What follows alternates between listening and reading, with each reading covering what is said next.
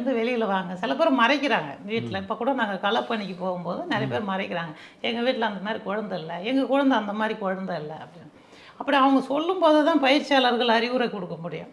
அப்போ தான் நிறைய பேருக்கு வந்து அது சென்றடையும். நிறைய பேருக்கு அந்த விழிப்புணர்வு இன்னும் வராமலே இருக்குது சார். அது வந்து ஒரு கொடுமையான விஷயம். இந்த மாதிரி மீடியாக்களில் பேசும்போது வரும்னு நம்புகிறேன். இது போன்ற மாற்றுத்திறனாளி குழந்தைகளை பெற்றோர்கள் அந்த குழந்தைய சுற்றி இருக்கவங்க எப்படி பார்த்துக்கணும்னு நினைக்கிறீங்க நீங்கள்? அதான் சார், அதாவது எப்படின்னா அது ஒரு கலைப்பொருள் சார். கடவுளின் ஒரு முக்கியமான குழந்தை. அது ஒரு கலைப்பொருள்.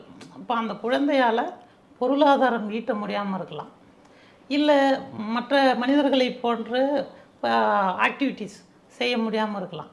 ஆனால் அதுக்குன்னு ஒரு சிறப்புத்தன்மை தான் இருக்கும். அதாவது ஒவ்வொரு பாரதி சொன்ன மாதிரி ஒவ்வொரு படைப்பும் வந்து ஒரு தனி அம்சம் தான் சார். அதில் மாற்று கருத்தே கிடையாது.